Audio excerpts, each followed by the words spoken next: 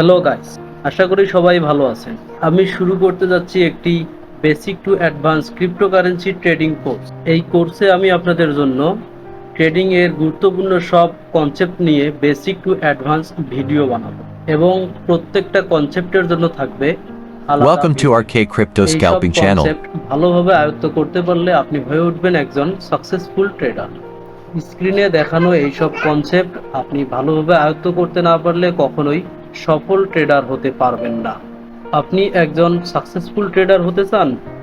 তাহলে এই ভিডিও শুধুমাত্র আপনার জন্য। সময় নষ্ট নয়, চলুন শুরু করি। আজকের এই ভিডিওতে আমি আলোচনা করব মার্কেট স্ট্রাকচারের বেসিক নিয়ে। মার্কেট স্ট্রাকচার বুঝতে পারলেই ট্রেডিং হবে সহজ। Up trend, down trend, consolidation সবকিছুই বোঝার চাবিকাঠি হলো মার্কেট স্ট্রাকচার।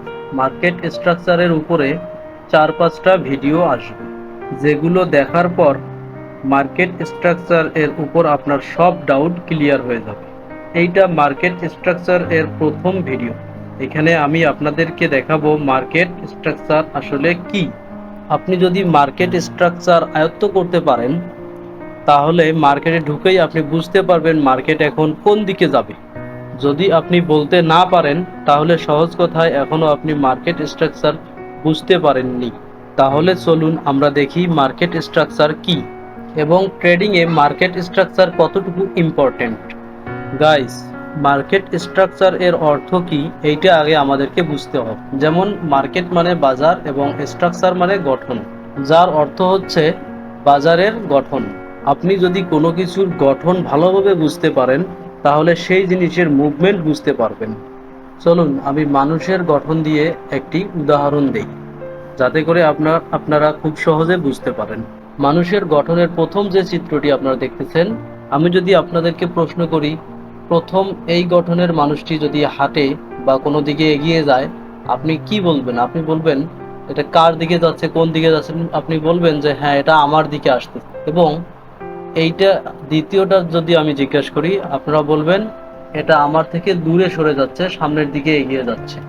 এবং যদি তৃতীয়টাকে জিজ্ঞেস করি যে এই মানুষটা কোন দিকে যাচ্ছে, আপনি বলতে পারবেন আপনার বাম দিকে যাচ্ছে। আপনি কেন এই বিষয়গুলো বলতে পারতেছেন? তার কারণ হচ্ছে এই মানুষের গঠন সম্পর্কে আপনার সঠিকভাবে জানা আছে। মানুষ যেদিকে তাকিয়ে থাকে, যেদিকে দাঁড়িয়ে থাকে, যেদিকে তার সামন দিকে থাকে, মানুষ সেদিকে আগায় যায়। তো আপনারা মানুষের গঠন সম্পর্কে জানার জন্যই এটা দেখেই বুঝতে পারছেন যে মানুষটা কোন দিকে যাবে। ঠিক তেমনি মার্কেট স্ট্রাকচার মানেও মার্কেটের একটা গঠন বা বাজারের গঠন। আপনারা যদি বাজারের গঠন সম্পর্কে বুঝতে পারেন, তাহলে আপনারা দেখেই বলতে পারবেন এখন বাজার কোন দিকে যাবে। যেমন up down, up down, up down, up down, up down, up.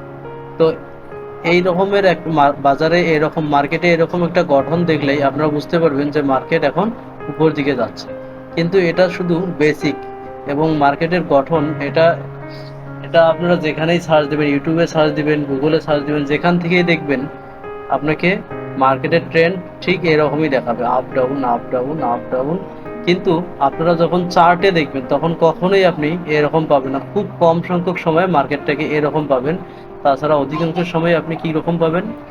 Up down, up down, আবার up down, up down, up down, আবার আপ ডাউন।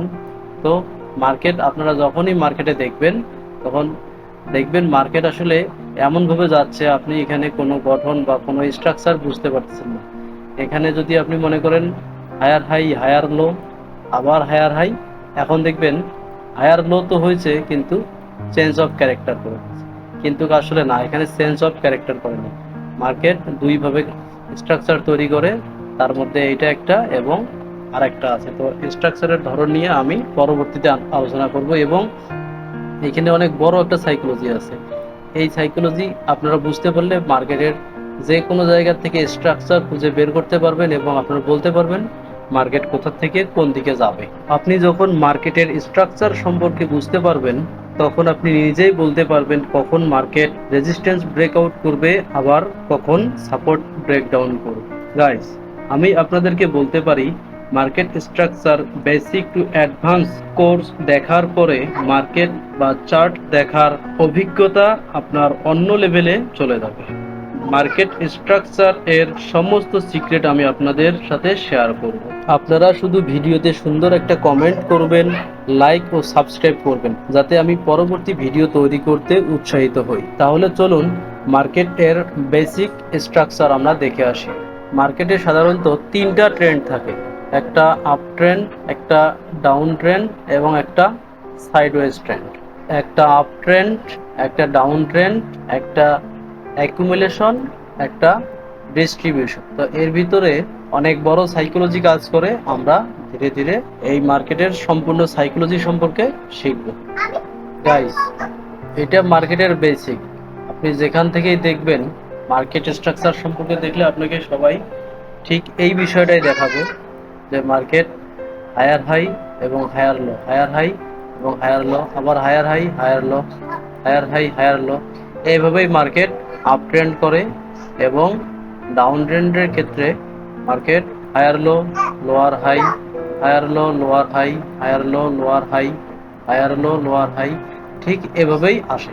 আপনি যেখান থেকেই দেখবেন, যেখান থেকে আপনি ট্রেন্ডের ভিডিও দেখবেন বা ট্রেন্ডের বিষয়ে আপনি দেখবেন, দেখবেন সবাই আপনাকে ঠিক এটাই বুঝাবে, মার্কেট এভাবেই চলে, higher low, higher high, higher low, higher high. কিন্তু আপনি যখনই মার্কেটে কোথাও খুঁজবেন, আপনি এরকম কোথাও খুঁজে পাবেন না। এরকমটা খুবই কষ্টকর, খুব কম সময় এরকমটা পাওয়া যায় যে মার্কেট কোথায় হায়ার হাই, কোথায় হায়ার লো, কোথায় হায়ার হাই।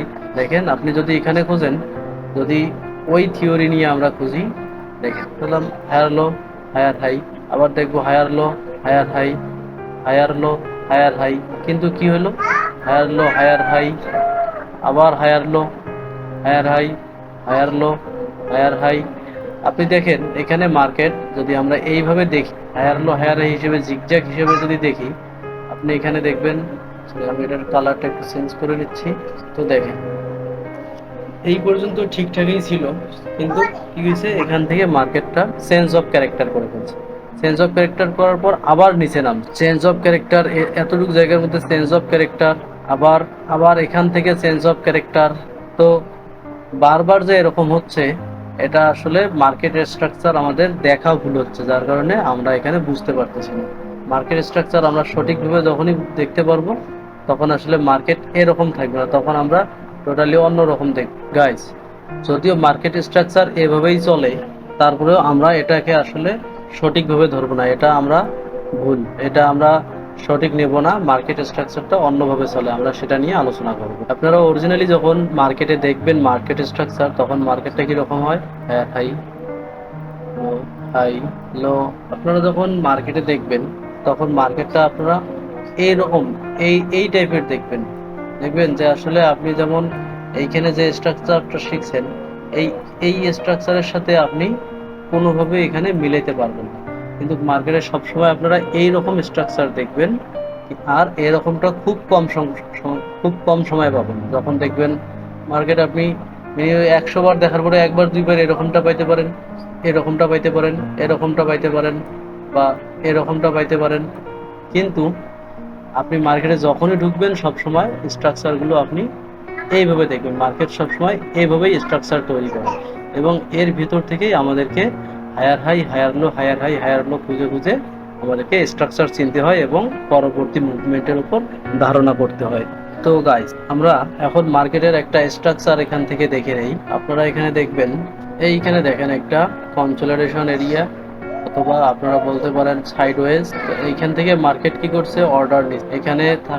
এখান থেকে অর্ডার নেওয়ার পর মার্কেটটা এখান থেকে অর্ডার নেওয়ার পর সোজা উপরে উঠে গেছে।